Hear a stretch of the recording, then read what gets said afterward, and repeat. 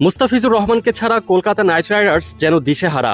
এবারের আইপিএলে এখন পর্যন্ত ৫ ম্যাচ খেলে একটিতেও জয়ের মুখ দেখেনি তারা। আসরের বাকি দলগুলো যেখানে অন্তত একটি জয় পেয়েছে, সেখানে কলকাতা তাদের ইতিহাসের অন্যতম ভয়াবহ সময় পার করছে। পয়েন্ট টেবিলের তলানিতে থাকা দলটির অবস্থান এখন এতটাই বেগতিক যে পরবর্তী রাউন্ডে কোয়ালিফাই করা নিয়েই সংশয় দেখা দিয়েছে। আইপিএলে কলকাতা নাইট রাইডার্স বরাবরই শক্তিশালী দল হিসেবে পরিচিত, তবে এবারের আসরে তার ছিটে ফোটাও লক্ষণ নেই। মুস্তাফিজকে বাদ দেওয়ার পর থেকেই যেন একের পর এক সংকটে পড়ছে দলটি। যেখানে লক্ষ্য ছিল শিরোপা জয়, সেখানে দলের গুরুত্বপূর্ণ খেলোয়াড়রা ইনজুরি আর অফ ফর্মে জর্জরিত। বিশেষ করে কলকাতার বোলিং লাইন আপ মুস্তাফিজকে ছাড়া একদমই ধারহীন হয়ে পড়েছে। টানা ৫ ম্যাচ জয় ছাড়া থাকলেও মাঝে এমন কিছু ম্যাচ ছিল যেখানে বোলাররা একটু ভালো করতে পারলেই জয় পাওয়া সম্ভব ছিল, কিন্তু মুস্তাফিজহীন এই বোলিং বিভাগ তা করে দেখাতে ব্যর্থ হয়েছে।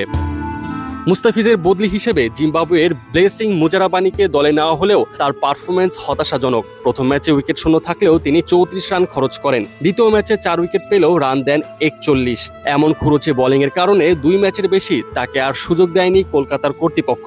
দলের বাকি বোলাররাও বল হাতে সুবিধা করতে পারছে না। সমর্থকদের দাবি, মুস্তাফিজ দলে থাকলে এই পেস বিভাগকে দাপটের সাথে নেতৃত্ব দিয়ে কলকাতাকে জয় উপহার দিতে পারতেন।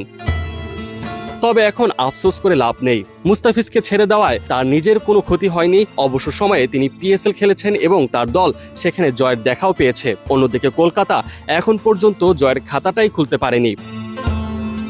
এই তো সর্বশেষ ম্যাচের কথাই ধরা যাক। কলকাতার দেওয়া ১৮২ রানের টার্গেট একদম শেষ বলে গিয়ে টপকে যায় লখনৌ সুপার জায়ান্টস। সেদিন সুনীল নারাইন ছাড়া কলকাতার বাকি সব বোলাররাই ছিলেন বেশ খুরুচে। নারাইনের সাথে মুস্তাফিজের মতো একজন কার্যকরী বোলার থাকলে ফলাফল হয়তো কলকাতার পক্ষেই আসতো, কিন্তু মুস্তাফিজকে ছাড়া ভাগ্য যেন কোনোভাবেই সহায় হচ্ছে না কেকেআরের।